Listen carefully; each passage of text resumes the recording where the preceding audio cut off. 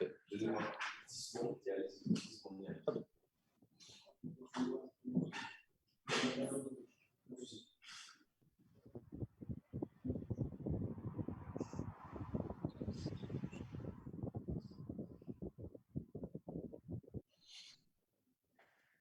Très bien.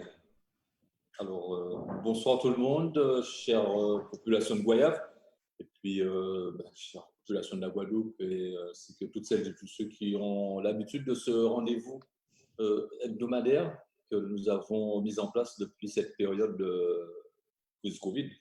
Nous sommes entrés en confinement et c'est une manière pour moi de m'adresser à la population, de tenir la population de Goyave informée de l'actualité de notre collectivité, puisque traditionnellement, en ma qualité de maire, je recevais la population tous les mardis. Et vous voyez qu'avec ces contraintes, ces dispositions en termes de Covid-19, il a fallu trouver une autre méthode pour s'adresser à la population. Pas de possibilité de faire des réunions de quartier. Mais voilà, on s'adresse à vous pour parler de l'actualité et chaque semaine développer un thème particulier. Et cette semaine, je suis vraiment ravi de recevoir trois personnalités aujourd'hui avec nous. D'abord, Monsieur le Président du MEDEF Guadeloupe, l'Union des entreprises MEDEF Guadeloupe, Monsieur Bruno Blandin, que je remercie d'avoir dégagé un peu de temps pour pouvoir aborder avec nous cet après-midi ce thème sur la reprise économique. Il n'y a pas mieux que lui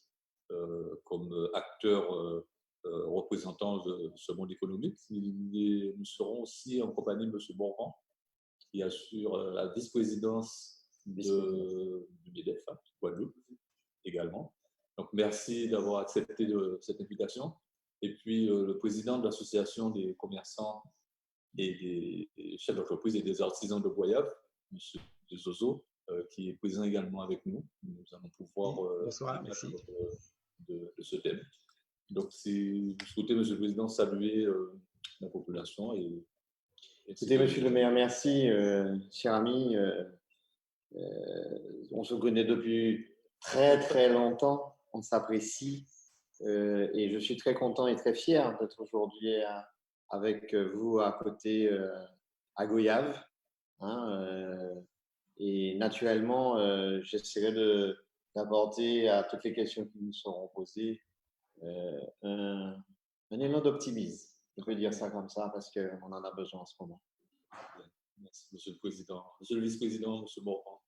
Écoutez, je m'associe à notre président de Blandin pour dire à la population de Goyave que c'est un réel plaisir.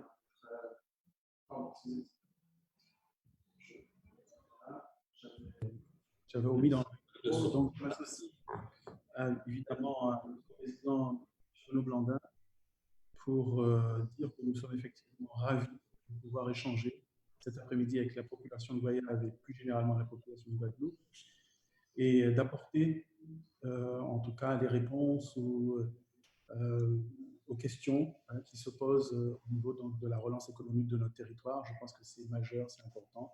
Merci à vous, Monsieur le maire, d'avoir mis en place ce type d'échange interactif et qui est dans l'air du temps d'ailleurs. Voilà. Merci.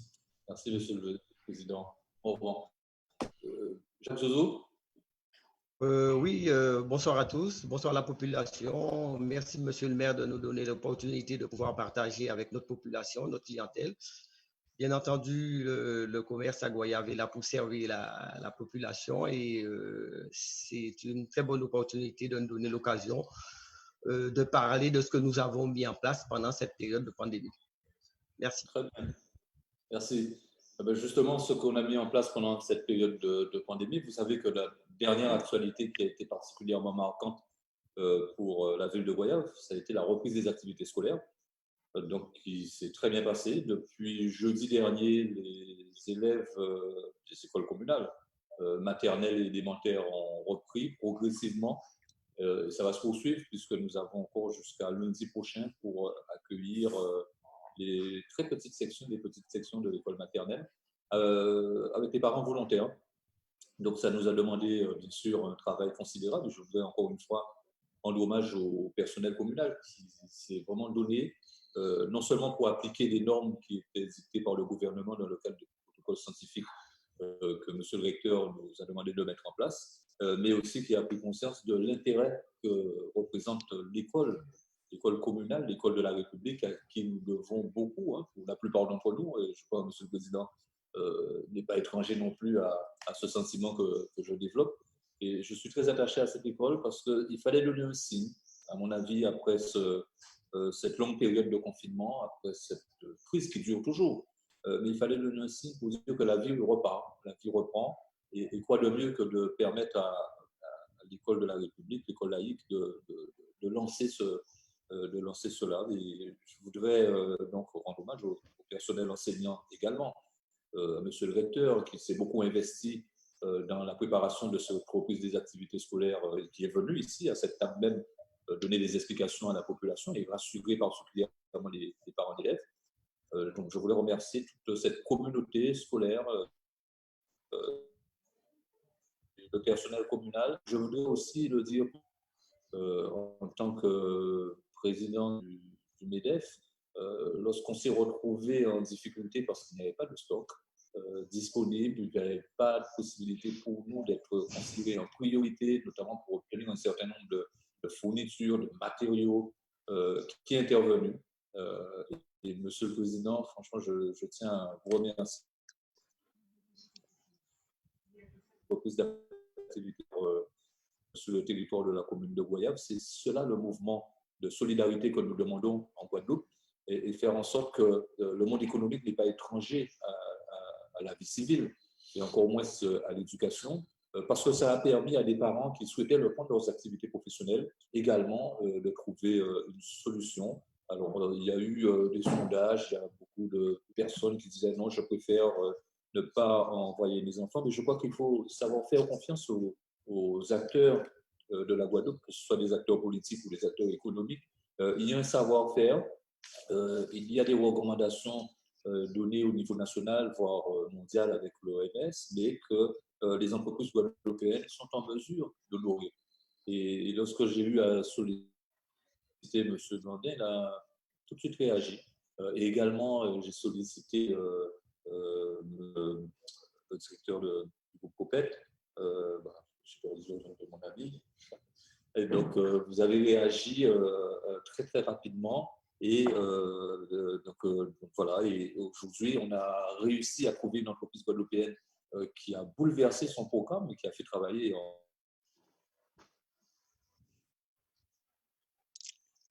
On ne vous entend plus.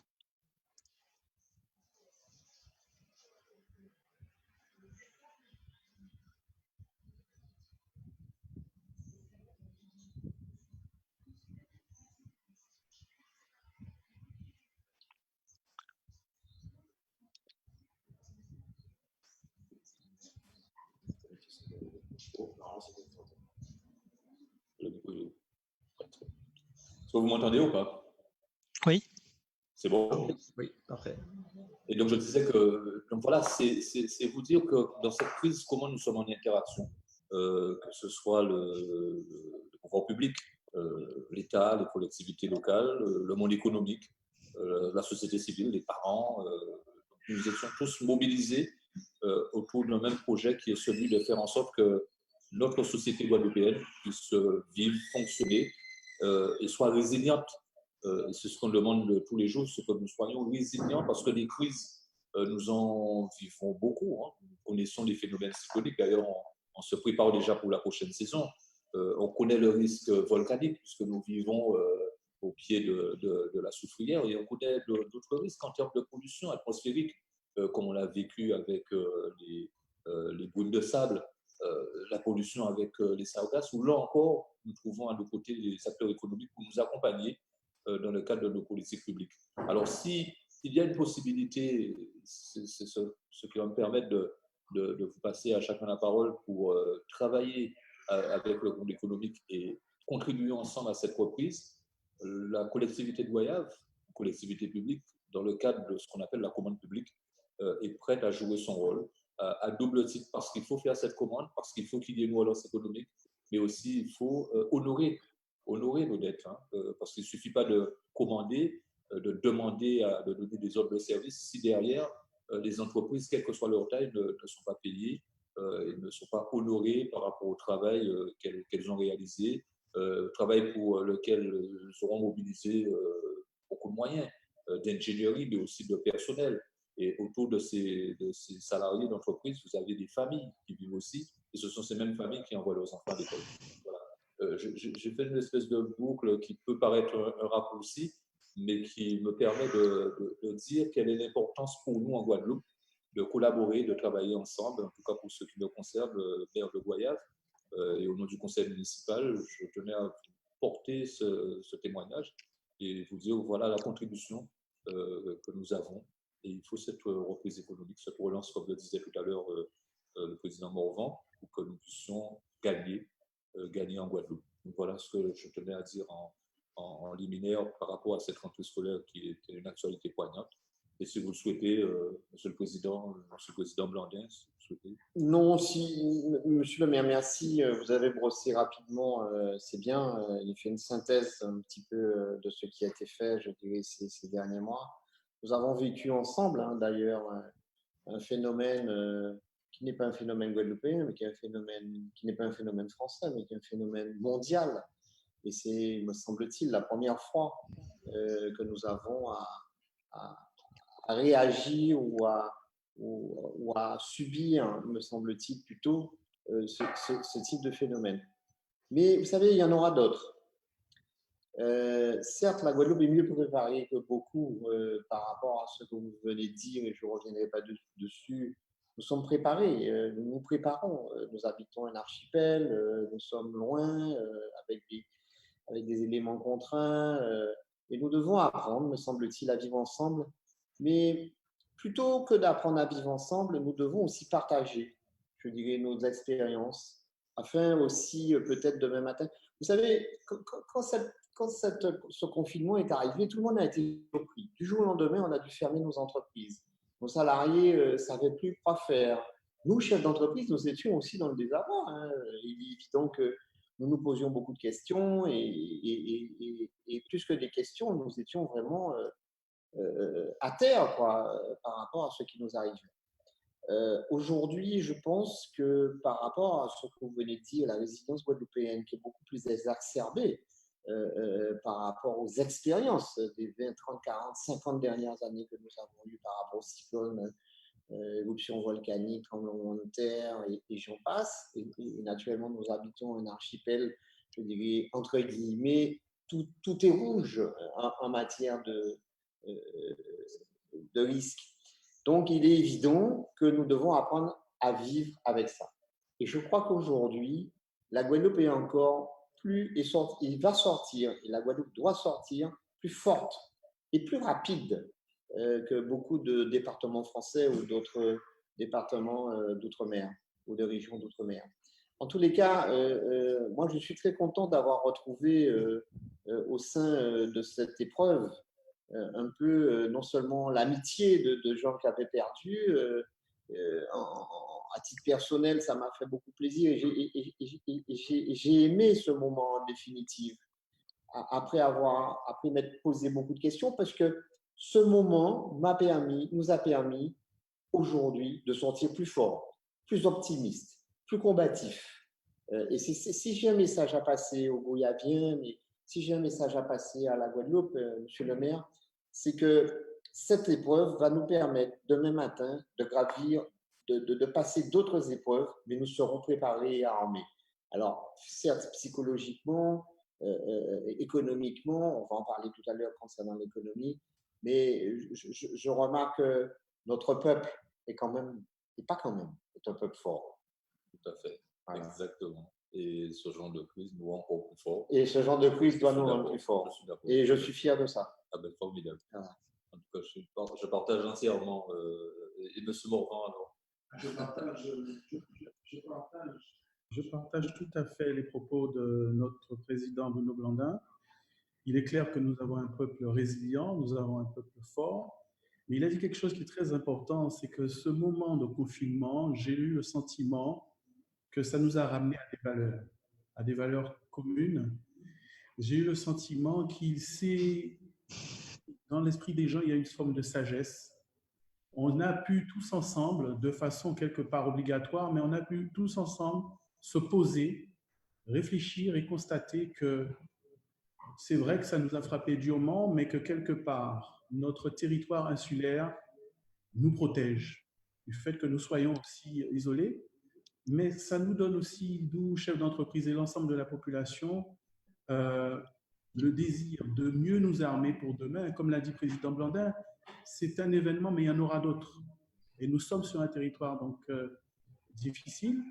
Et j'ai une pensée particulièrement pour vous, monsieur le maire, qui êtes pour la biodiversité, puisque pendant ce moment de calme, où il n'y avait plus de voitures, il n'y avait plus de cette effervescence économique, on a pu observer quand même la nature qui nous saluait et qui nous remerciait quelque part. Et donc, je pense qu'il y a du positif à sortir de ce moment difficile. C'est vrai qu'il y a des gens en difficulté, il y a beaucoup d'entreprises qui en souffrent. Nous avons de toute façon décidé à l'UDMEDEF d'être aux côtés de toutes les entreprises. Aucune entreprise ne sera laissée au bord de la route, adhérente ou pas. C'est le mot d'ordre du président ici présent. Mais en tout état de cause, je trouve que ce moment nous a rapprochés le peuple guadeloupéen. Voilà. C'est une belle expérience. Et donc, je voudrais justement, par rapport à nos entreprises de l'ERF, que M. Zozo puisse aussi nous donner son sentiment par rapport à cette expérience de confinement. Ah oui, c'est vrai que du jour au lendemain, après le discours du président, on tombe en confinement. Donc, ça arrive avec son lot d'informations quelquefois contradictoires. Donc, on a besoin de comprendre, on a besoin beaucoup de questions, que ce soit au niveau du personnel, au niveau de la clientèle, comment on va se projeter. Et c'est vrai, on se lance dans une grosse incertitude. Et donc, on se dit comment s'annoncent les prochains jours. Donc, tant bien que mal, les choses se sont bien passées. Monsieur le maire aussi, je profite pour saluer votre équipe, puisque notamment Monsieur Donné, il a eu l'occasion de passer plusieurs fois nous rencontrer, à savoir si on arrivait à faire les déclarations qu'il fallait, parce que c'était important. On savait que la crise allait durer, on savait qu'il allait y avoir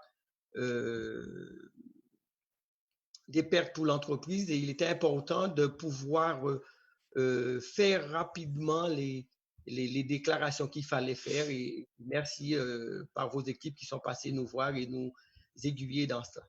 C'est vrai qu'il a fallu, comme toujours un chef d'entreprise, situation difficile, s'adapter à cette situation difficile et puis prendre les bonnes décisions. Donc voilà, aujourd'hui, c'est vrai que on n'avait pas pensé que ça durait autant. Il a fallu, ça a été reconduit. Donc, bon, ça a relancé le doute. Mais bon, tant bien que mal, on fait, on a réduit. Alors, en ce qui me concerne personnellement, sur la première semaine, les 15 premiers jours, on a fait un petit peu de solidarité. Donc, c'était une ouverture un jour sur deux pour servir la clientèle et assurer le service minimum à la clientèle en tant que confinement. Et depuis la reprise, on a mis un certain nombre de choses. On a repris, bien entendu, on a réduit la plage horaire, mais bon, et puis l'école qui reprend, les choses, la vie repart. Donc, je pense qu'on peut rester optimiste. Très bien, c'est important de rester optimiste parce que notre économie, notre société en a besoin. Et le symbole de l'école, finalement, est souvent une belle porte d'ouverture qui consiste à dire si l'école reprend, la vie reprend. Et nous allons continuer justement à accompagner la communauté éducative parce que ce sont des symboles forts de la vie d'une société. Alors, nous donner, on en a parlé de lui tout à l'heure, je vais lui passer la parole, mais savoir que notre économie à Goyave, elle est assez particulière, elle est beaucoup basée sur l'agriculture. On le sait, Goyave, c'est une commune rurale et a une forte dominante sur l'économie agricole et particulièrement sur la banane. Et là aussi, on l'a vu. Et puis, un certain nombre d'entreprises de services. Nous n'avons pas de grosses structures importantes en termes d'agro-transformation et encore moins d'industrie. Mais cela ne nous gêne pas parce que ce cachet vert que nous avons à Goyave va nous permettre de poser la question de savoir quel type d'économie que nous voulons reprendre. Est-ce que nous gardons la même chose? Est-ce que nous tirons des enseignements de cet épisode Covid qui peut revenir à tout moment et qui n'est pas terminé?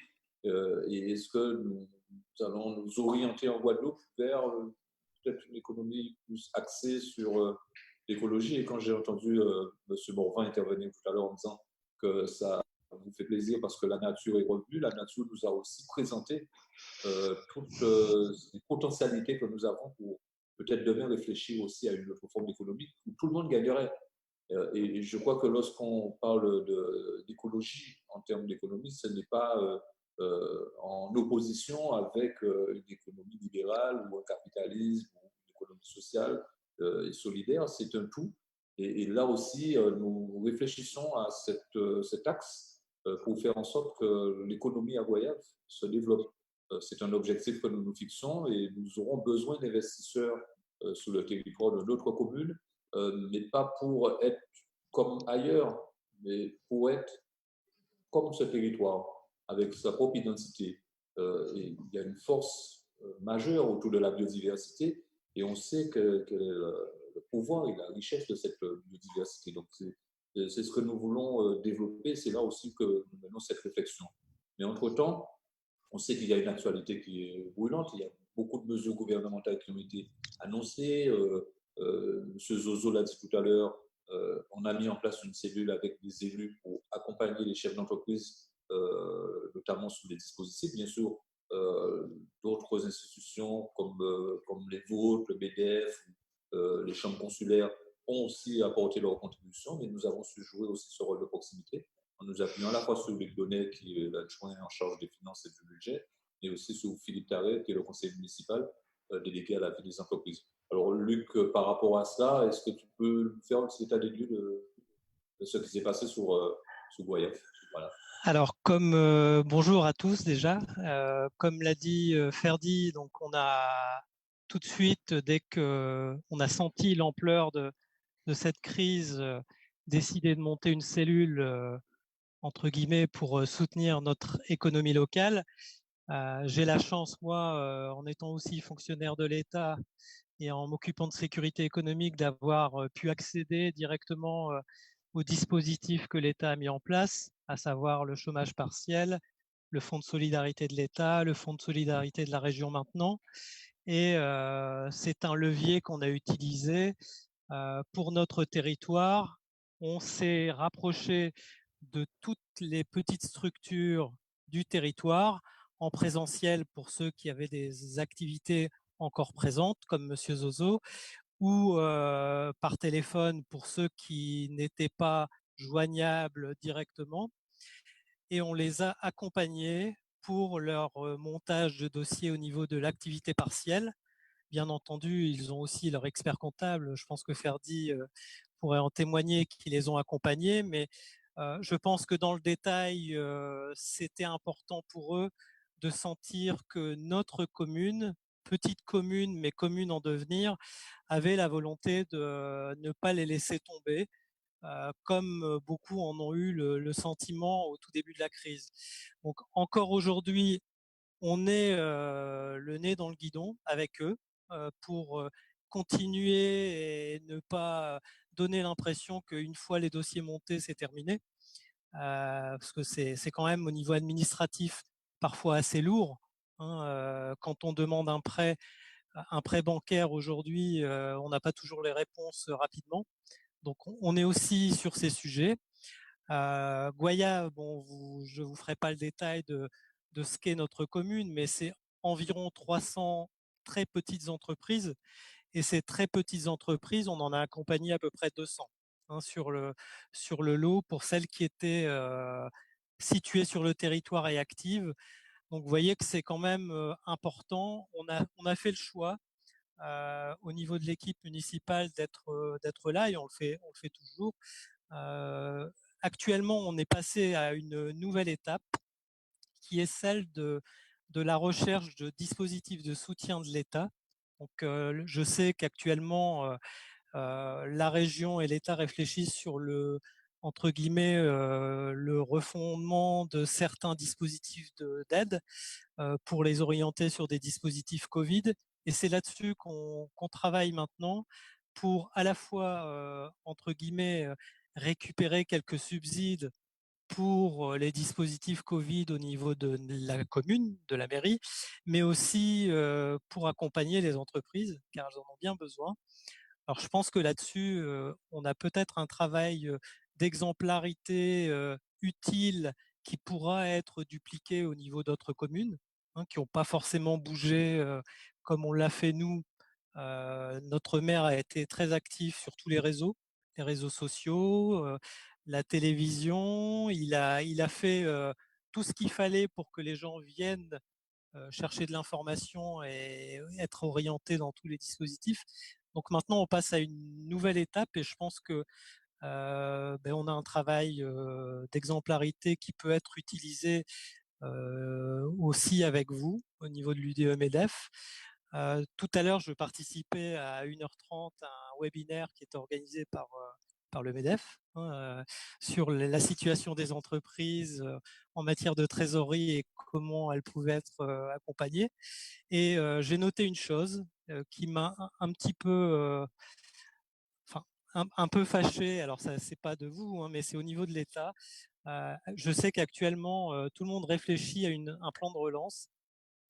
Et j'ai quand même l'impression que l'État travaille dans son coin pour lancer des choses et qu'il oublie un peu que au niveau des territoires, on a des élus, on a des maires qui font le job, on a des associations professionnelles, on a l'UDE-MEDEF qui fait aussi le job, et ce serait bien qu'il y ait une vraie concertation pour le devenir de la Guadeloupe, car on a tout à y gagner. Voilà, je vous laisse la parole. Je pense que c'est important. Très bien. Eh ben, Luc, justement, a abordé ces problèmes de santé financière et au niveau du BDF. Qu'est-ce qu'on pourrait donner comme information complémentaire aux chefs d'entreprise qui nous écoutent? Alors, nous sommes, je dirais, quelque part sous le pont. Depuis le début, nous avons mobilisé l'ensemble de nos équipes de la Guadeloupe, l'ensemble des chefs d'entreprise de la Guadeloupe. Nous avons créé, je dirais tout de suite, tous mobilisés, parce que nous voyons arriver quelque part, après la catastrophe que nous connaissons sanitaire, une catastrophe économique, et nous devons pallier, je dirais, à cette catastrophe, je dirais, sociale. Nous sommes inquiets. Nous sommes inquiets.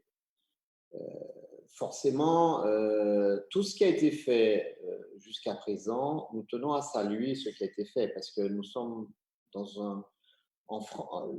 tout ce qui a été fait dans le cadre, je dirais, de la France a été quelque part, la France a été le pays où a été le plus à l'écoute de ses entreprises. Je peux le dire par rapport. Alors, on a mis du temps au démarrage, forcément. Hein.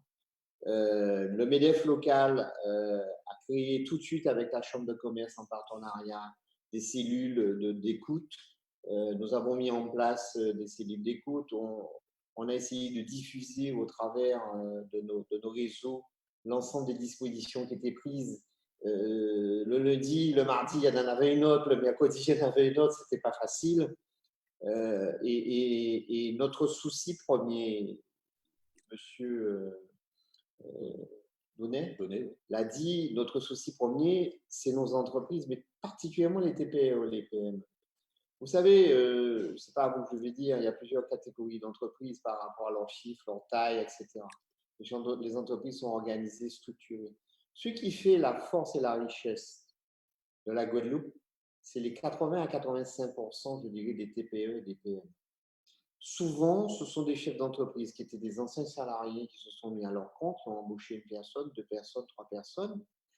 Et malheureusement, naturellement, la tête dans le guidon pour faire son chiffre, pour aller chercher, je dirais, ses factures, pour faire les factures, souvent n'ont pas cette structure administrative, juridique, fiscale.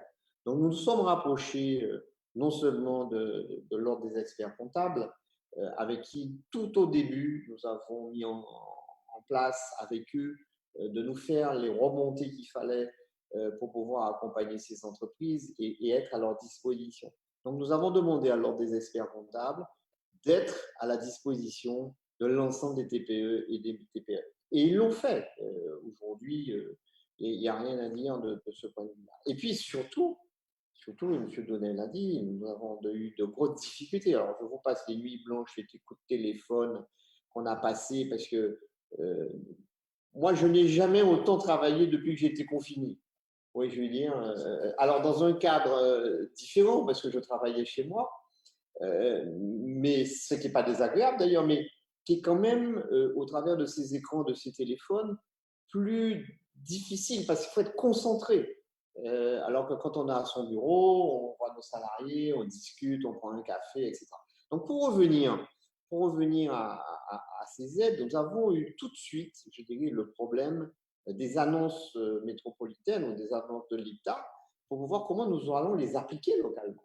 Et particulièrement, et ça fait partie de notre cheval de bataille, de faire les banques appliquer les dispositifs rapidement pour pas que tout s'écroule. Donc, nous avons été, comme on dit ici, sous leur dos, hein, en définitive. Nous avons fait plusieurs réunions, nous avons fait des réunions avec elles, nous avons sensibilisé, nous avons fait des réunions avec des banques particulières, nous avons fait des réunions avec la préfecture, nous avons sensibilisé la ministre du temps que prenait, je dirais, qui était trop long pour nous. Parce que, vous savez, je veux dire, dans un contexte comme ça, il y a un élément fondamental qu'on ne comprend pas et que souvent on ne comprend pas, c'est la rapidité d'exécution. Et cette rapidité d'exécution, alors certes, avec le chômage partiel, avec tout ça, je peux dire que ça a marché.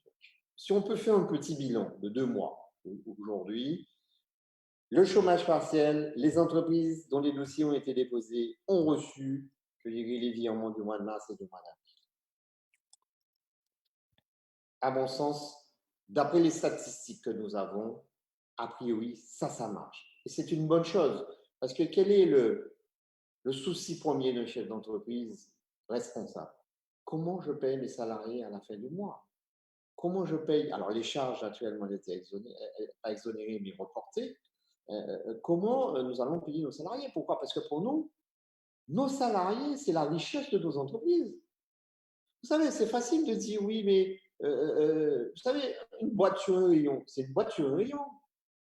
Mais si vous n'avez pas de salariés, et si cette richesse dans le conseil, dans l'offre de nos salariés et dans la capacité de nos salariés, je dirais quelque part, à porter chaque entreprise, il n'y a pas d'entreprise. Et vous savez, l'économie, c'est la vie, il ne faut pas l'oublier. Hein. Nous avons été, et nous sommes un peu, nous, chefs d'entreprise, mais galvaudés, je dirais, par rapport à une image de profiteurs, de profitation, de gens qui gagnent beaucoup d'argent et tout. Mais aujourd'hui, et vous le savez bien, monsieur le maire, l'entreprise, demain matin, c'est elle qui portera le développement de la Guadeloupe. C'est l'entreprise, c'est les chefs d'entreprise guadeloupéens dont ils sont bien formés, parce que moi je suis optimiste, et je vais vous dire pourquoi tout à l'heure je suis optimiste, bien formés qui portera nos entreprises de demain. Et ça, je suis contente de voir qu'il y a toute une génération qui monte de chefs d'entreprise, qui sort d'un cadre, je dirais, de dire je veux être fonctionnaire, je n'ai rien contre des fonctionnaires, mais qui sort d'un cadre qui dit je veux être fonctionnaire, je veux être ci, je veux être ça, etc. Et je regarde autour de moi, je vois autour de moi, et c'est ce qui fait que je suis optimiste. Tous ces jeunes chefs d'entreprise de moins de 40 ans aujourd'hui, qui sont des jeunes Guadeloupéens, qui ont fait de belles études, mais qui ne se contentent pas de faire de belles études, qui disent je vais travailler, je vais créer de la valeur, je vais créer mon entreprise, je vais employer les Guadeloupéens et je serai demain matin dans le vrai monde, le monde de la création de valeur guadeloupéenne. Alors, pour revenir à ce que nous avons fait ou que nous avons essayé de faire, parce qu'on fait, vous le savez, de notre mieux en général.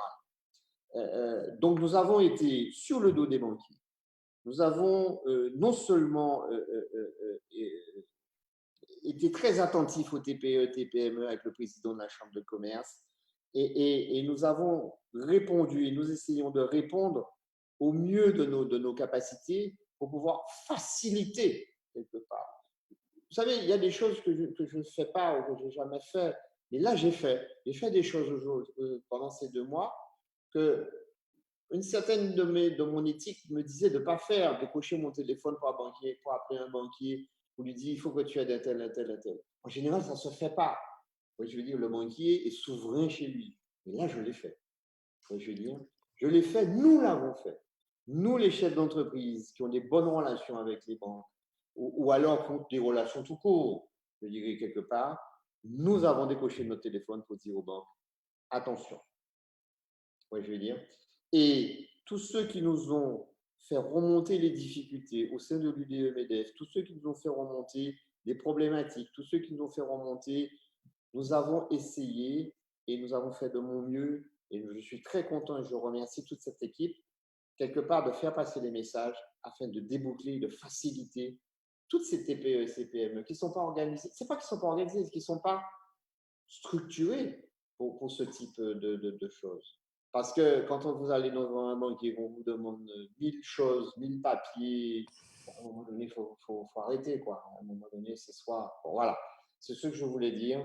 Et il est évident que pour nous, il était de notre devoir de citoyens guadeloupéens de le faire, mais pas que, parce que c'est notre avenir quelque part qui est devant nous, et si nous ne sommes pas, si nous ne comprenons pas définitivement qu'il faut aider l'autre, on n'a rien compris de notre vie.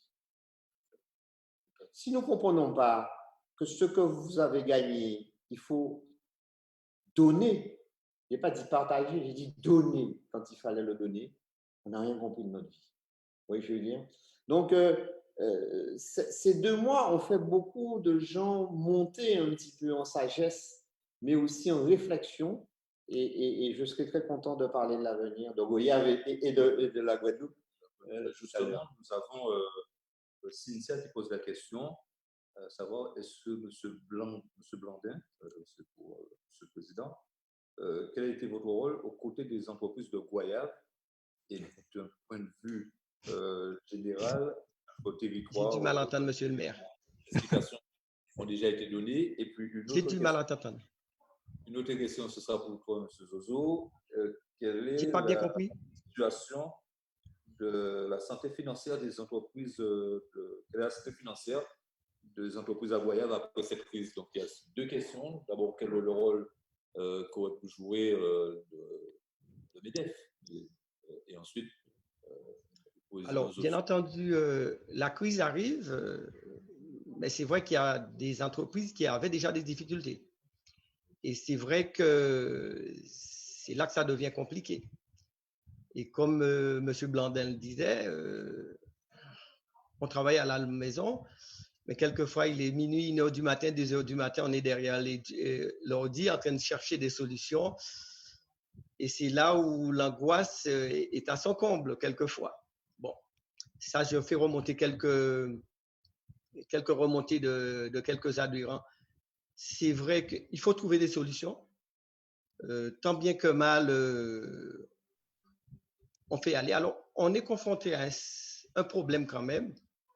C'est que petite commune, oui, petit nombre d'habitants, et souvent la population ne voit pas l'intérêt de consommer chez soi. Alors, quelquefois, le collègue, le restaurateur qui était fermé, mais l'épicier, le boulanger, le boucher, il ouvre. Mais quelquefois, il n'y a pas grand monde non plus. Donc, c'est l'occasion. Nous avons parlé écologiquement, l'occasion de faire consommer chez soi et être solidaire à l'entreprise locale. Monsieur Zozo, juste une petite seconde. Est-ce que M. Donnet peut couper? Ça y est, il a coupé son micro, c'est bon. Vas-y, monsieur.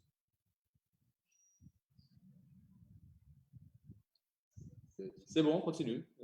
Oui, donc voilà, donc je disais, on a été confronté un peu à cela. Donc c'est quelquefois ouvrir l'enseigne, ouvrir le magasin et de ne pas avoir du tout de personnel, de clients. Et c'est vrai que, comme M. Blandin disait, les démarches ont été faites. Alors, là, aujourd'hui, il y a un certain nombre de collègues qui n'ont pas perçu déjà pour le mois d'avril les aides pour le salarié. D'accord? Donc, on m'a demandé de faire remonter ça. Les accords sont faits, mais bon, l'argent n'est pas arrivé pour. Alors, on a eu aussi les petites incompréhensions. Alors, on dit que l'État prend en charge 84% du salaire, mais en fin de compte, c'était du salaire brut. Mais en fin de compte, ça représente à peu près 70% du salaire net. Monsieur Blondin, si je me trompe, éclairez-nous dessus, ou monsieur l'expert comptable, monsieur le maire. Donc, les collègues ne comprenaient pas la question, puisque quand on entend 84%, on pense que c'est 84% de la totalité des salaires. Donc, on a eu. Techniquement, tu peux lui donner. Ben, en fait, c'est comme ça que l'État le fait. L'État ne subventionne pas ses propres charges patronales, cette partie-là. Et donc, c'est vrai que ça a pris de la confusion et Voilà. ça a gêné aussi au niveau de la trésorerie, puisque les entreprises ont pensé qu'elles auraient été pour beaucoup emboursées de cette partie-là. Mais non, il y avait.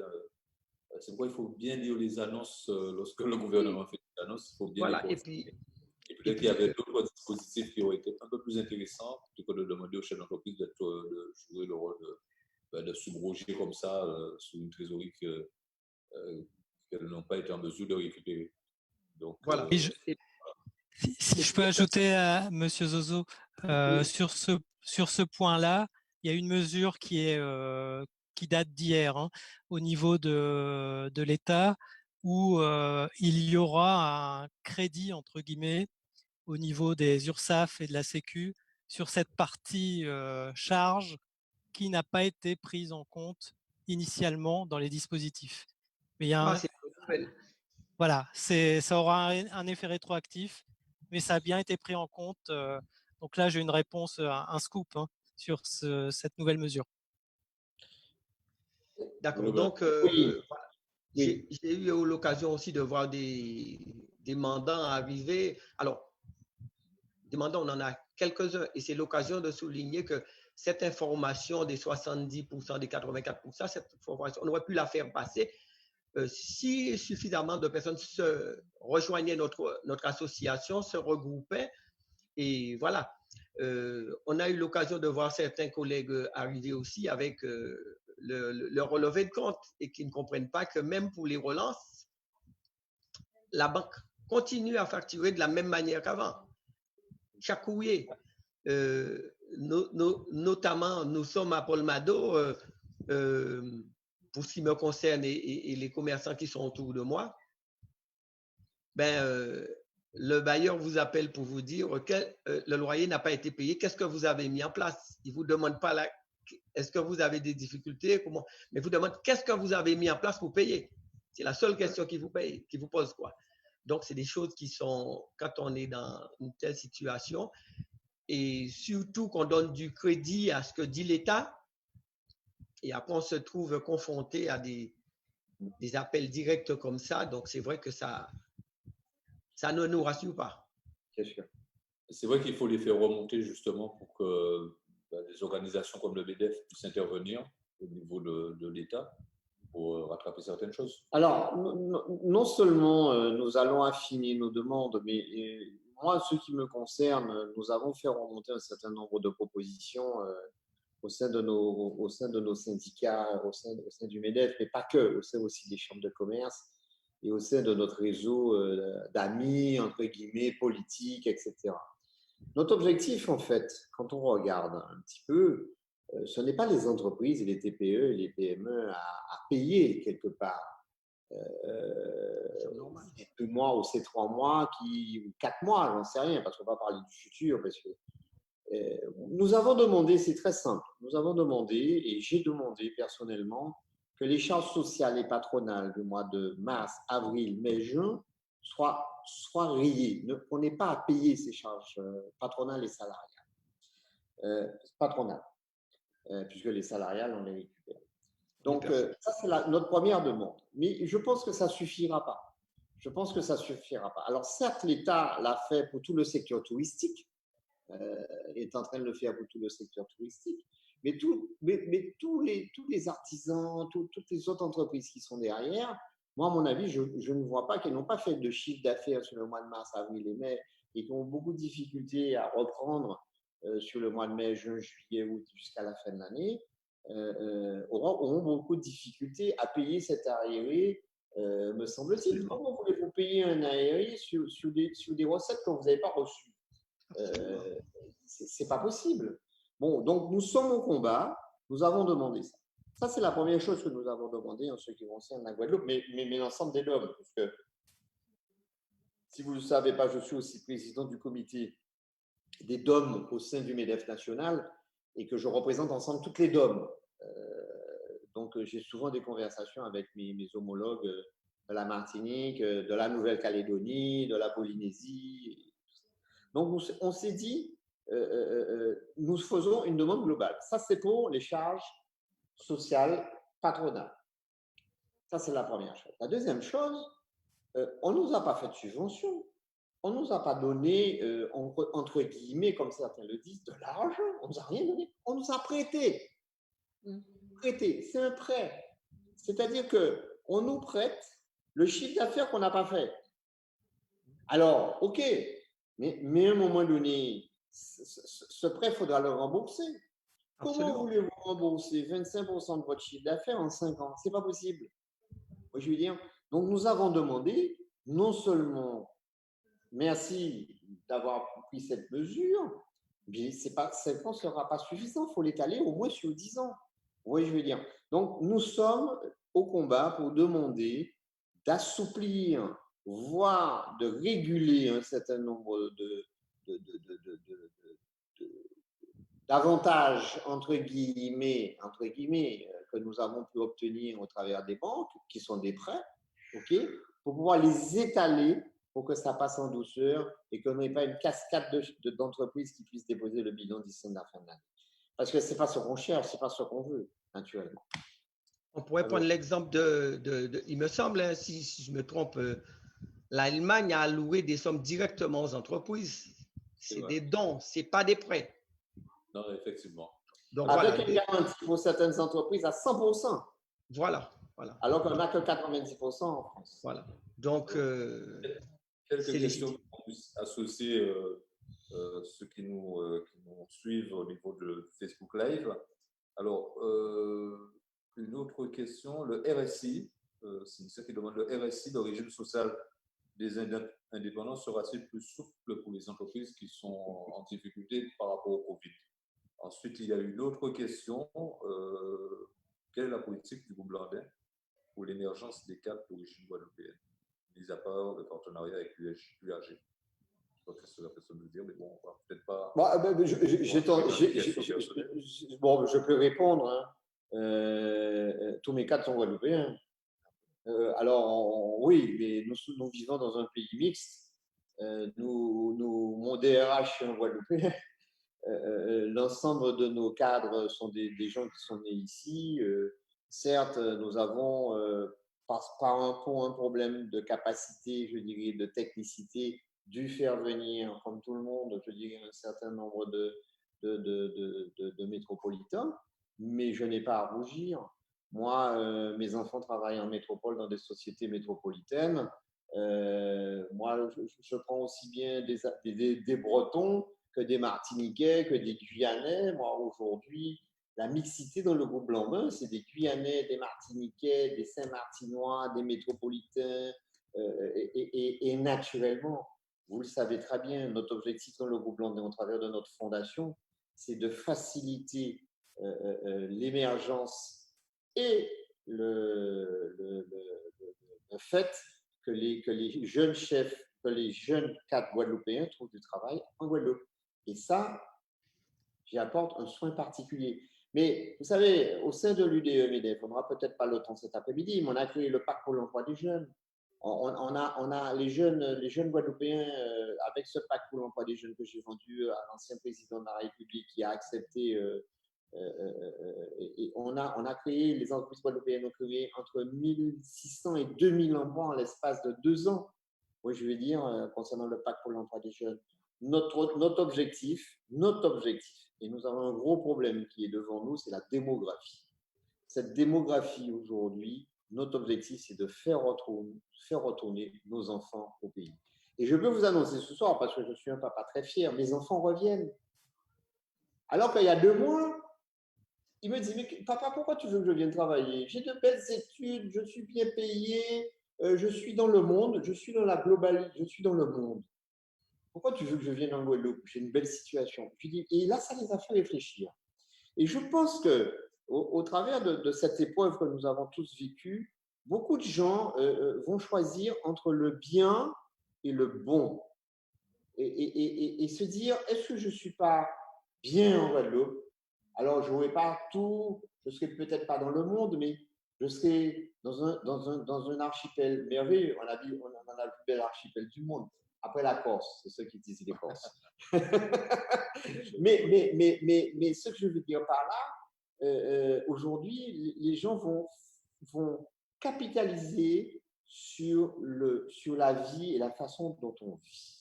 Ils ne vont pas capitaliser sur leur fiche de paye pour dire je vais gagner plus. Et après tout, il faut bien vivre. Et on habite un pays merveilleux, avec un cadre de vie exceptionnel. Et on n'est pas conscient de ça, nous, Guadeloupéens. On n'est pas conscient de ça. Et il faut qu'on soit conscient de ça. Justement, Myriam demande est-ce qu'il peut y avoir une politique d'intégration des compétences pour des jeunes qui, pour éviter le chômage, ont créé des petites structures et qui, aujourd'hui, ont beaucoup de problèmes de viabilité. Est-ce qu'au niveau du MEDEF, est-ce qu'il peut y avoir une forme de politique d'intégration pour ces jeunes-là qui, comme le disait M. Blandet tout à l'heure, sont diplômés et ça leur éviterait de retourner au chômage quelque part? Nous avons créé, il y a maintenant 2 ans, Anthony. Oui, tout à fait. Nous avons créé il y a 2 ans le club des jeunes de moins de 40 ans. Et nous avons chargé, qui un jeune peut parler à un autre jeune qu'un jeune? Et nous avons demandé à ces jeunes chefs d'entreprise guadeloupéens, je dirais, d'accueillir et d'aider, mais d'orienter, de conseiller tous ces jeunes qui demandent quelque part à créer leur propre valeur ajoutée, c'est-à-dire leur propre entreprise. Et demain matin, je le disais tout à l'heure, notre objectif, c'est que ces jeunes doivent être demain matin la valeur de la Guadeloupe de demain. La force vive de la Guadeloupe de demain. Merci, Tony. Tu vas ajouter quelque chose? Tout à fait. Vous savez, la réalité aujourd'hui, c'est que dans la dynamique de la présidence de M. Blandin, du président Blandin, nous sommes déterminés à faire émerger, excuse-moi, il y a un Larsen, faire émerger la compétence locale. Les jeunes, c'est notre priorité. Donc, ce Club 40 a été effectivement mis en place. M. Bissette, d'ailleurs, qui est le président de ce Club 40. Et notre objectif, c'est d'accueillir tous les jeunes qui veulent se renseigner, d'avoir autour d'eux des personnes confirmées, des chefs d'entreprise qui ont réussi, qui ont une expérience, qui ont eu l'occasion de mettre un genou à terre et qui pourront justement permettre à ces jeunes d'aller beaucoup plus vite pour monter leur entreprise. Je vais vous dire quelque chose qui est important, c'est qu'il y a aussi quelque chose que le président Blandin ne vous a pas dit, c'est qu'il ne l'a pas encore dit, c'est qu'il est fondamental pour nous, au sein de l'UDMEDEF, de faire passer ce message dans cette période de crise. Nous devons être solidaires et nous devons consommer pays. À mon avis, et à notre avis, il est important qu'on arrive à mettre en place une économie circulaire, une économie du territoire. On a vu l'émergence des marchés, des choses comme ça. Il faut qu'on arrive à faire en sorte que nous puissions, avec nous-mêmes, générer de la richesse. Et ça, c'est fondamental. D'ailleurs, il va y avoir très prochainement une campagne que nous allons lancer sur ce thème de consommer guadeloupéen, consommer pays. Donc voilà ce que je voulais rajouter et je vais laisser la parole à M. le Président. En tout cas, sous la partie de l'économie circulaire, ça nous intéresse puisque dans notre plan local d'urbanisme, notre projet d'aménagement, alors lequel j'appuie sur celui-là, ça, notre projet d'aménagement et de développement durable de la commune de Goyave, on a intégré cette notion d'économie circulaire. Et donc, ce serait intéressant pour nous de profiter de cette opportunité. Nous sommes demandeurs, nous sommes preneurs. Goyave est un territoire, on a beaucoup de chômeurs, on a beaucoup de jeunes qui peuvent être intégrés dans cette économie, qui ont reçu des formations, qui ont des compétences. Et donc, on pourra aussi faire des propositions au niveau du MEDEF si on doit parler d'avenir, parce qu'il parle d'avenir. Et on ne va pas, comme l'a dit le président tout à l'heure, il faut rester optimiste. Et l'optimisme pour nous, pouvoir public, c'est d'accompagner ces jeunes qui sont sur notre territoire. Alors, je ne sais pas, traditionnellement, on vous voit plutôt en relation avec la région. On dit toujours c'est le MEDEF, la région, mais les communes sont là, les maires sont là. Et je crois que l'économie de proximité, l'économie circulaire, passe aussi par cette économie de proximité. Et Goyave voudrait apporter sa contribution et participer à ce projet que vous avez au niveau de la Guadeloupe.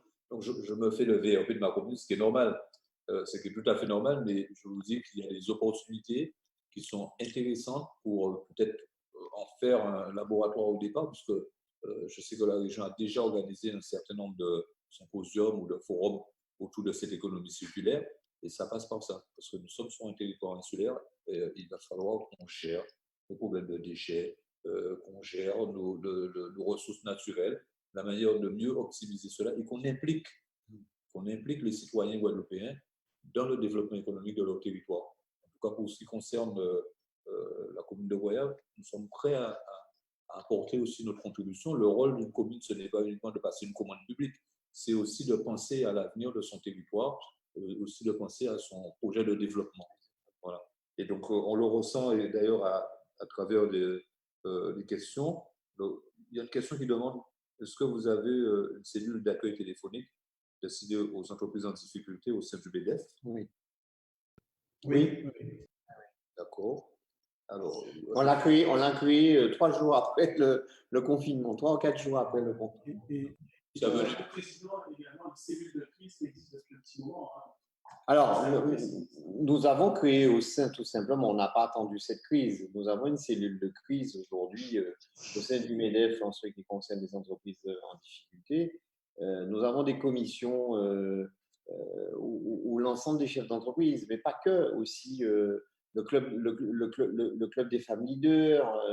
Nous avons créé beaucoup de choses dont nous sommes très contents. Mais vous savez, on ne fait pas de bruit, mais on fait. Oui, je vais dire, me semble-t-il. Non, mais tout de suite, nous avons pris la mesure et nous savions, il ne fallait pas être grand pour savoir que nous allions passer un mauvais moment, quoi. Donc, nous avons une cellule de crise au sein du MEDEF pour pouvoir entendre et nous faisons régulièrement, voire toutes les semaines ou tous les 15 jours, des formations ou des colloques gratuits pour tout le monde. Vous n'avez pas besoin d'être adhérent du MEDEF. D'ailleurs, je le dis officiellement, on n'a pas besoin d'être adhérent pour que les chefs d'entreprise de Goyave puissent venir participer, je dirais, ou entendre ou se documenter sur la fiscalité, le traitement social, les investissements, comment monter les dossiers. Au contraire, nous allons ouvrir un peu plus parce qu'effectivement, c'est pas qu'on le réservait, il n'y a pas de réservation, mais nous sommes aujourd'hui, vis-à-vis des entreprises de la Guadeloupe, open. Si vous permettez, Monsieur le Président, si tu permets, je veux juste rajouter aussi que le président Blandin, avec également le président de la Chambre consulaire, nous travaillons à fond pour que les pouvoirs publics, les collectivités et le monde économique soient beaucoup plus proches. Il est important dans une crise pareille qu'on puisse être proche, entendre évidemment les besoins des uns et des autres pour pouvoir faire en sorte que la Guadeloupe soit plus forte.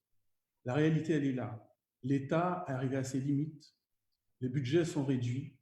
Il n'y a, à mon avis, aujourd'hui que les chefs d'entreprise d'aujourd'hui et de demain, les jeunes chefs d'entreprise qui vont travailler dans le sens du collectif et faire en sorte que la Guadeloupe émerge, développe sa richesse et puisse être dans une forme, on va dire, forme d'économie circulaire, d'autosuffisance. Et ça, c'est fondamental. Il faut que nous arrivions à travailler encore plus main dans la main et entendre que les entreprises de la Guadeloupe doivent être pouponnées, doivent être accompagnées, doivent être aidées. Et d'ailleurs, je salue ce qui a été fait grâce évidemment au travail de l'échange avec la région avec les collectivités, il y a eu quand même un certain nombre de fonds qui ont été débloqués suite aux dettes qui étaient importantes sur les entreprises et qui ont permis de donner un bol d'oxygène aux entreprises qui aujourd'hui ont un énorme besoin de trésorerie. Et beaucoup d'entreprises aujourd'hui ne meurent pas parce qu'elles ne sont pas rentables, parce que leurs produits ne fonctionnent pas. Elles meurent tout simplement de leurs créances. Ça, c'est un mot du président. Et aujourd'hui, il y a des efforts qui ont été faits, qu'on peut saluer, hein, Monsieur le Président. Et on invite à ce que ça continue. Les délais de paiement aussi des entreprises entre elles, c'est fondamental. Dans un moment de crise, ce n'est pas le moment de ne pas se payer. Au contraire, les entreprises locales doivent se payer entre elles. Alors l'URSSAF, les charges, l'État, pardon, on peut attendre. Mais entre nous, payons-nous. Entre nous, le petit artisan, le menuisier, l'imprimeur, payons nos factures entre nous et vous verrez qu'on va s'en sortir. Parce qu'en ne pas se payant, la crise renforce la crise. Alors, si vous permettez, je peux. Monsieur Zozo. Alors, Nous avons eu. Oui. Juste une information. Nous avons eu, en l'espace de 2 mois et demi, 5000 entreprises qui nous ont appelés. 5000 entreprises. Et je ne parle pas de la Chambre de commerce, qui avait mis à disposition aussi. Donc, pour nous, c'est important. Et nous n'avons que 450 adhérents, hein, ou 500 adhérents. Nous faisons partie des MEDEF les plus importants de France dans départementaux et régionaux par rapport au nombre d'adhérents. Mais enfin, je parle régional ou départemental, on est bien d'accord. Hein, OK. Mais nous avons quand même 5000, nous avons accompagné et renseigné 5000 entreprises. Très bien. Pour rebondir un peu sur ce que disait M. Morvan, justement, on a le sentiment que certains fournisseurs, de peur de n'être payés, vous relancent très tôt. Malheureusement. Non, mais. Pour ceux qui est des pouvoirs publics, c'est attaché. Alors, voilà. L'État nous avait dit 4 services essentiels pendant la crise Covid. C'est l'État civil, le service technique, la police municipale et les affaires sociales, c'est-à-dire le centre communal d'action sociale. On a intégré le service financier. Et il était important que, d'ailleurs, nous, on tourne notre 21 jours et 30 jours maximum de paiement de nos fournisseurs, il était important de payer les entreprises. Et donc, je l'ai dit à mon responsable financier, appelle les entreprises. Profitons pour les petites factures qui traînent. Peut-être M. Zozo en est témoin. Et ce qui a été dit par M. Morvan, c'est le moment de payer. Quand on est en crise, ce n'est pas le moment de faire de l'épargne sur la créance, la dette que vous avez vis-à-vis de l'autre, puisque ça renforce la crise. Et je suis entièrement d'accord. Et tout ce que nous avons fait, nous l'avons payé. Et c'est d'autant plus possible de payer dans la mesure où, avec cette crise, vous avez moins de charges directes qui tombent, parce que je l'ai vu au niveau du fonctionnement de la ville. Il y a certaines dépenses que nous n'avons pas faites, et donc il fallait vraiment éponger toutes les dettes. Et c'était très important. Et l'autre étape, ça a été, dès lors que le gouvernement a annoncé sur le plan pour le bâtiment, les travaux publics, ça a été de solliciter nos entreprises sous les grands chantiers pour leur dire dépêchez-vous de mettre en œuvre ces chantiers, notamment sur la construction d'une église, la construction du groupe scolaire, terminer sur l'éclairage public. Nous sommes sur une commande publique de l'ordre de 15 millions d'euros actuellement sur le territoire de la commune de Goyave. Et là, et donc ça y est, c'est reparti, il fallait mettre en place sur les chantiers les mesures barrières. Mais là aussi, on leur a dit, mais dépêchez-vous, parce que cet argent-là, on en aura besoin pour relancer, pour qu'il y ait une reprise de notre économie. Et donc, les collectivités, pour ce qui concerne Goyave, jouent son rôle. Et chaque collectivité devrait jouer son rôle. Et je pense que là-dessus, lorsqu'on voit que l'État nous dit empruntez pour faire votre chiffre d'affaires, entre guillemets, autrement dit, l'État nous dit débrouillez-vous par vous-même. Alors, c'est aberrant. Faisons par nous-mêmes. Exact. Mais tous ensemble. Non, mais. J'ai juste une petite information à faire passer, ce qui est très important. Les entreprises ont souffert et souffrent encore de la crise du Covid-19 parce que les entreprises sont obligées de s'équiper en équipant des EPI, des équipements de protection individuelle. Il faut savoir, c'est une information que je fais passer, que nous avons au MEDEF et que nous faisons passer à tous nos adhérents. Les EPI sont remboursés par la CGSS. C'est-à-dire, vous avez acheté des masques, vous avez acheté des gants, vous avez acheté des produits. Si vous avez plus de 1 000 € de dépenses, 50% de ces dépenses peuvent être remboursées par la CGSS. Vous appelez le service Amelia ou Amalia et vous vous faites rembourser 50% de ces dépenses. Donc ça peut aider aussi. C'est une information que nous souhaitons passer en tant que MEDEF, les informations que nous drainons et que nous recherchons tous les jours pour aider les entreprises de la Guadeloupe. Non, mais monsieur le maire, sachez bien, on ne se voit pas souvent, mais il faut que je vous dise ça devant la population de Goyave. Le monde économique est fier de ce que vous faites à Goyave en matière de gestion. Vous êtes un exemple parmi les 32 communes que nous avons. Vous faites partie des exemples de rigueur. Et ça, je tiens à vous remercier, vous remercier parce que quand on dit qu'on ne sait pas faire et qu'on confond recettes et dépenses, et ce n'est pas à vous que je vais vous dire qu'est-ce qu'une recette et une dépense, comme quoi, malgré toutes les difficultés, malgré la vie chère, malgré les surtaxes, malgré les baisses de dotation, vous arrivez à payer les entreprises dans les temps.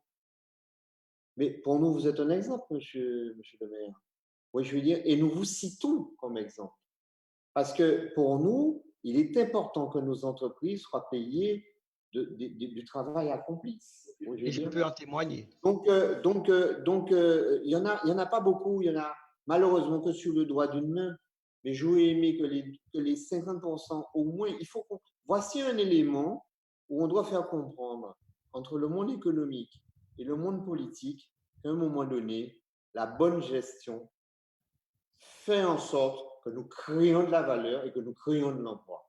Je veux dire, et qu'on sorte, me semble-t-il, de ce je ne te paye pas, mais je te donne ça. Il faut arrêter avec ça. Oui, je veux dire. Donc, si nous allons vers une gestion communale vertueuse, avec des gens qui ne confondent pas recettes et dépenses, comme vous le faites et que vous êtes notre exemple, continuez à le faire, la Guadeloupe s'en sortira. Ça fait partie des éléments où la Guadeloupe doit s'en sortir. Nous ne pouvons pas supporter les créances des communes. Nous mourrons non pas de nos dettes, nous mourrons de nos créances. Ce qui veut dire qu'il y a des sociétés, et monsieur le maire, vous le savez, qui devaient de l'argent à la sécurité sociale, qui sont passés au tribunal, qui ont été radiés et qui devaient 150 ou 200 000 € à la sécurité sociale, mais dont les communes ou certaines communes leur devaient 350 ou 400 000 €. Et ces sociétés ont été radiées avec 25-30 salariés en moins. Oui, au chômage. Est-ce que c'est ce qu'on veut? Donc, nous devons revenir progressivement, je dirais, dans une gestion vertueuse, comme vous savez le faire à Goyave. Je vous remercie, je vous félicite, parce que pour nous, et pour nous, c'est important, nous, chefs d'entreprise, d'avoir des gens qui sont conscients que le respect, je dirais, vis-à-vis des entreprises et le respect de la chose et vis-à-vis des entreprises soit fait. En tout cas, nous nous attachons à ça. Et c'est pourquoi j'ai très tôt demandé, non seulement avec nos élus, vous voyez la place que j'accorde à l'activité économique, mais aussi aux fonctionnaires territoriaux d'être dans cet état d'esprit. Parce qu'on garantit le salaire des agents territoriaux, mais il n'y a pas que les salaires des agents territoriaux, il y a aussi les salaires des agents des entreprises qui sont nos prestataires. Exact. Et il ne faut pas voir la notion d'entreprise uniquement quand il s'agit d'investissement. Il faut le voir aussi, la commande publique, c'est aussi le fonctionnement. Et lorsque vous avez eu à intervenir pour nous permettre de trouver cette solution rapidement pour ouvrir en toute sécurité les écoles, c'est parce que nous avons donné cette crédibilité. Il faut être sérieux si vous voulez que les entreprises vous suivent. L'objectif du pouvoir public, ce n'est pas de couler les entreprises. Non, pas du tout. Et donc, nous sommes très attachés à ça. Merci. Je ne m'attendais pas à un tel témoignage, Monsieur le Président. Mais il Vous n'empêche pouvez en dire autant, Monsieur le maire? cette culture du respect du service rendu. Parce que lorsque vous demandez à une entreprise d'intervenir auprès d'une collectivité publique. Si vous ne payez pas, si vous traînez, ça veut dire que vous faites une richesse qui n'est pas due. Voilà. C'est un enrichissement sans cause, comme on le dit souvent au niveau de la justice. Monsieur Zozo. Et après, oui, monsieur le maire. Je me suis fait des ennemis quelquefois à le dire, mais depuis mes 34 années de métier, dans mon métier de boulanger, je le dis souvent, je le dis pour vous féliciter, mais pour vous encourager à le continuer, puisque j'espère que notre collaboration continuera encore longtemps. Je n'ai jamais connu ça et je me rappelle à mes débuts, je travaillais avec certaines mairies que j'ai dû à un moment arrêter, puisque, voilà, l'argent n'entre pas et je me disais là, la trésorerie ne suivait pas, la trésorerie était à sec, on ne pouvait pas travailler. Et si tout à l'heure je disais que à 2 heures du matin, à 1 heure du matin, sur les premiers jours du confinement où l'angoisse nous prend, on ne sait pas, et on appelle les collaborateurs pour dire, bon, de toute manière, on attend pour voir comment les choses font. C'est Dieu merci à votre sérieux. Vous avez compris qu'il fallait régler les factures qui en avant d'attente. Les choses sont arrivées et on a pu repartir et trouver de la sérénité dans notre activité. Merci, monsieur le maire. Merci, monsieur Zozo. Voilà, monsieur le président. Merci, monsieur le maire. Moi, j'ai deux, trois petites choses. Vous savez, je n'ai pas rebondi sur les ouvertures des écoles. Mais je vais vous dire, tout le monde a eu peur. Tout le monde continue à avoir peur. Mais je vais vous dire quelque chose. La peur n'empêche pas de mourir. Elle empêche de vivre. Donc, il faut qu'on continue à vivre. Oui, je vais dire. Donc, monsieur le maire, quand vous les faites dans le respect, je dirais, de la bonne santé de nos enfants, je vous remercie de l'avoir fait. Quand vous les faites progressivement, il fallait le faire progressivement. Vous avez montré l'exemple. Vous allez voir que ça va se faire tranquillement et que de ce point de vue-là, le monde économique, pas Bruno Blandin, le monde économique vous remercie d'avoir montré une ligne courageuse, de dire on commence par ouvrir une école, après 2 écoles, après 3 écoles. Mais il faut le faire. Moi, je vais vous dire quelque chose. Nous avons fait faire un sondage. 70% de nos salariés demandaient que nos enfants aillent à l'école, que leurs enfants aillent à l'école. Oui, je veux dire. Alors, c'est resté contraint. Je n'ai pas fait un sondage sur toutes les entreprises de la Guadeloupe. Oui, je veux dire. Mais ne serait-ce que certaines entreprises qui ont 100 ou 200 salariés. Alors, nous avons aménagé. C'est pas le matin, c'est l'après-midi et tout. Mais à un moment donné, l'éducation de nos enfants, c'est notre responsabilité. Hein. Nous ne devons pas avoir peur. Oui, je veux dire. Alors, maintenant, chacun a pris ses responsabilités. Tant mieux. Et vous allez voir, parce que nous sommes des gens optimistes, que ça va bien se passer. Absolument. Ça, c'est la première chose que je voulais vous dire. La deuxième chose, je voulais vous parler de goyave. Et j'en ai fini. Vous savez, pendant très longtemps, j'ai fait toutes mes études ici. Je ne suis pas sorti de la Guadeloupe, entre guillemets, pendant ma jeunesse, mon adolescence, et les 15 ou 15 premières années, je dirais, de mon activité professionnelle. En fait, pas sorti. Je suis resté, j'ai créé de la valeur ici. Goyave a été coupé, je dirais, par une 2 fois 2 voies, qui a fait quelque part que Goyave, quelque part, c'est difficile. Moi, ce que je vous demande, monsieur le maire, c'est de voir avec le monde économique de Goyave, quelle attractivité vous pouvez amener à Goyave pour faire venir les gens à Goyave. De passage, pour les commerces de Goyave, pour le port de pêche de Goyave, pour tout ce que... Et ça, je parle de ça à M. Zozo, puisque M. Zozo, c'est le patron du monde économique de Goyave, si je comprends bien. Vous devez, M. Zozo, vous asseoir et vous demander qu'est-ce que je peux faire ou qu'est-ce que nous pouvons faire ensemble avec vos collègues du monde économique de Goyave pour faire revenir petit à petit quelle attractivité, quelle idée, je dirais, pour faire venir les gens. Et vous allez voir, le monde économique guadeloupéen est prêt à vous aider dans ce domaine-là. Mais apporter aussi une attractivité à Goyave. Quand j'étais gamin, j'étais en pension à Saint-Jean-Bosco ou à Blanchette. Les gens ne savent pas ça. Vous voyez, je veux dire, je passais tous les samedis soirs, tous les vendredis soirs, et on faisait point à pied de Bastère toutes les semaines ou tous les 15 jours. Oui, je veux dire, donc on passait à Goyave, on avait envie de passer à Goyave. C'était donc redonner, moi si j'ai un conseil à vous donner, redonner et réfléchissez avec le monde économique de Goyave, avec les Goyaviens tout simplement, une certaine attractivité à Goyave. Donnez un étendard, si vous voulez, économique à Goyave pour faire revenir petit à petit, parce que les gens viendront. Très bien. Voilà. Ce n'est pas tombé dans l'oreille d'un sourd. Oui, moi j'ai quelques éléments de réponse pour Monsieur Blandin.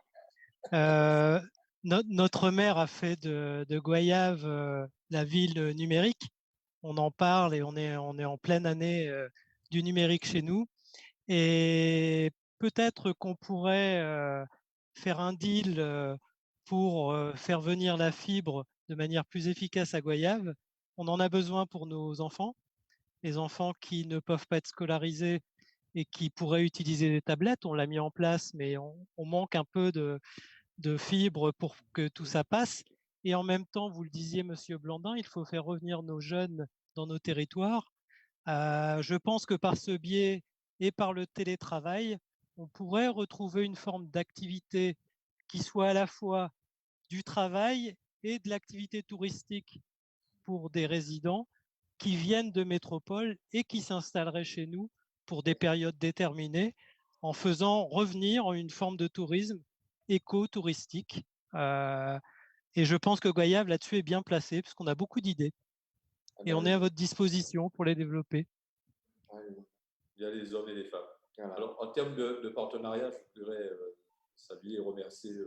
le recteur et Orange pour avoir passé 21 box pour les enfants dont les parents sont en difficulté et conditions modestes pour leur permettre de poursuivre leur enseignement à distance, puisque lorsqu'ils ont terminé le matin, il y a l'enseignement à distance. Donc, on va la semaine prochaine procéder à la remise de ces box dans le cadre d'un partenariat comme vous connaissez au niveau du MEDEF entre Orange, le rectorat, et donc on nous a passé 21 box de 250 mégas, je crois, gigas. Ah, je ne suis pas très fort. 250 gigas pour permettre à ces familles qui sont dans des conditions modestes de pouvoir accéder au savoir, parce qu'on sait comment on a bousculé justement l'organisation pédagogique des écoles, et je tenais à remercier aussi sur le monde économique Orange, à travers ce partenariat, le rectorat de Guadeloupe, pour aider les jeunes goyaviens. Et cela participera à ce qu'on a dit jusqu'à maintenant tout à l'heure, au fait que trop d'enfants décrochent de cette scolarité. Et lorsque le Blandin a parlé de Saint-Jean-Bosco tout à l'heure, j'ai souri, parce qu'on disait que Saint-Jean-Bosco, c'est le lieu des enfants sages. Exact. Et donc, quelque chose. Non, mais c'est très important parce que Saint-Jean-Bosco a bâti des hommes dans ce pays-là. Et donc voilà, donc je tenais aussi à dire que nous sommes un territoire, une commune ouverte à des partenariats. Et l'appel d'aujourd'hui, le grand témoin, on le prend, monsieur le Président, on prend la balle au bon, on se met à l'œuvre avec les élus, le conseil municipal, et ça me permet de répondre à la question qui a été posée, quand est-ce qu'on va installer le nouveau conseil municipal. Il sera installé mardi après-midi, et nous allons nous mettre à la tâche du développement économique en saisissant ces opportunités, en donnant cette identité qui va faire en sorte que Goyave aura un ou plusieurs éléments d'attractivité. Et je retiens votre engagement, votre promesse. Les deux. Les deux. Donc le monde économique sera avec nous. C'est à nous de faire la preuve de ce. Faites-nous venir à Goyave. On va le faire. Voilà. On va prendre rendez-vous, comme on dit, pas dans 10 ans, mais aujourd'hui. C'est bien. Justement, monsieur le maire, je voulais répondre un peu au directeur, monsieur Blandin. Justement, il y a 10 ans, justement, que moi, je suis arrivé en tant que commerçant à Goyave. Hein. J'habite Goyave depuis 22 ans, La Rose. Et voilà, depuis 10 ans, j'ai voulu dynamiser. Depuis 10 ans, on essaie de monter une petite association. La mayonnaise a du mal à prendre. Les gens, les commerçants sont dans une forme d'individualisme. Ça a du mal à prendre. Chaque fois qu'il y a un événement, ça repart un peu, ça reprend un peu de l'élan, comme c'est le cas en ce moment, mais après, ça tombe un peu dans l'oubli. Personnellement, moi, j'ai 35 ans d'activité, ça fait 34 ans que je milite. Et ça vous fera sourire, M. Blandin, je suis un ancien de Blanchette. 82. Oui. J'ai quitté là-bas. Blanchette aussi, hein. Je suis un ancien de Blanchette, donc je comprends de ce que vous parlez. Et là-bas, nous avons appris la rigueur et la rigueur et la rigueur. N'est-ce pas? Eh oui. Donc, voilà. Et nous avons essayé de monter l'association depuis quelques années. Nous avons à notre effectif, monsieur le maire, 2 rues piétonnes. D'accord? Malheureusement, je peux vous dire, c'est des manifestations que j'ai portées particulièrement à près de 80%. Personnellement et mes salariés. Donc, vous comprenez, depuis, ça n'a pas donné grand-chose puisque, bon, voilà, les gens ne s'investissent pas. Et bien entendu, voilà, il faut trouver une cohésion, il faut trouver des raisons. Que les gens vont s'investir. Pour tirer justement profit de cette crise Covid qui a fait aussi apparaître la solidarité.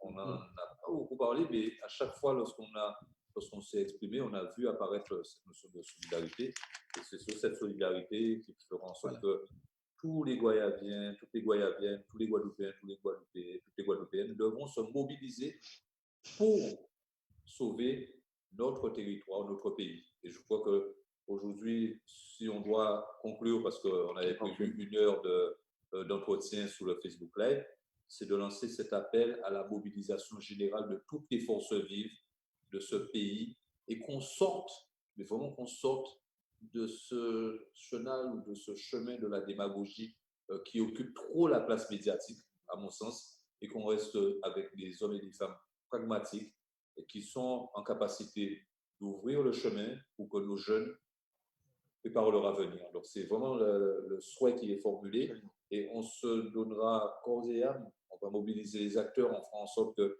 parce qu'on a des très petites entreprises, ce n'est pas toujours évident, parce que les gens sont, comme le disait M. Blandin tout à l'heure, sont dans leur commerce parce qu'ils n'ont pas toujours le temps de faire ce que vous faites, c'est-à-dire, soit vous, M. Morvan, vous occupez de votre corps professionnel. Les gens n'ont pas toujours le temps, mais il faut qu'on y arrive ensemble et il faut voir ce que nous avons vécu avec ce confinement qui nous a donné du temps, justement. Du temps pour réfléchir et se dire quelle devrait être notre contribution pour notre territoire, pour notre archipel guadeloupéen et d'une manière générale pour la planète. Donc voilà les mots de conclusion que je souhaitais dire. Remercier M. Zozo, remercier M. Morvan, remercier M. Blandin, remercier les élus qui sont là avec nous ce soir, que ce soit Luc, Nadia qui était avec nous, et remercier toutes celles et ceux qui ont posé des questions sur le Facebook Live. En général, nos Facebook Live durent 1 heure, et aujourd'hui c'est exceptionnel parce qu'il fallait parler de reprise économique. Et merci à l'UMEDEF, merci Bruno. Je vois comme d'habitude, mais bon, on a dû jouer. Voilà. Et il y a quelqu'un qui disait, dites à M. Blandin de temps en temps de revenir faire ce genre de conférence pour s'adresser à la population. Et je crois que le MEDEF, je ne sais pas si vous le faites, mais en tout cas, nous sommes preneurs. Dès que vous aurez l'occasion, on va se connecter avec vous pour que vous puissiez utiliser ce genre de pays. Avec l'association des commerçants de Goyave, nous aurons l'occasion de l'inviter. Il n'y a aucun problème. Je suis à votre disposition. Et nous invitons les jeunes chefs d'entreprise de Goyave. D'accord. Monsieur Morvan, vous invitez? Je disais que nous invitons les jeunes chefs d'entreprise de Goyave de rejoindre nos rangs. L'UDE MEDEF, en tout cas, est une organisation qui veut pousser les jeunes et tous les chefs d'entreprise, jeunes ou moins jeunes, à se lancer. Il faut qu'on participe tous à la relance de notre économie et c'est fondamental. Donc, vous êtes tous cordialement invités à venir voir comment on s'organise, comment ça se passe. Voilà. Très bien. On laissera les coordonnées sur le Facebook Live de la ville. de manière à ce que les jeunes puissent vous contacter. Merci encore. Merci, bonne journée à tous. Merci beaucoup. Pour notre Allez, au revoir. Je rappelle, le conseil municipal d'installation pour répondre à la question, ce sera mardi prochain. Donc, les élections et on est au travail. À bientôt. À bientôt. À bientôt. Merci. Merci, monsieur le maire.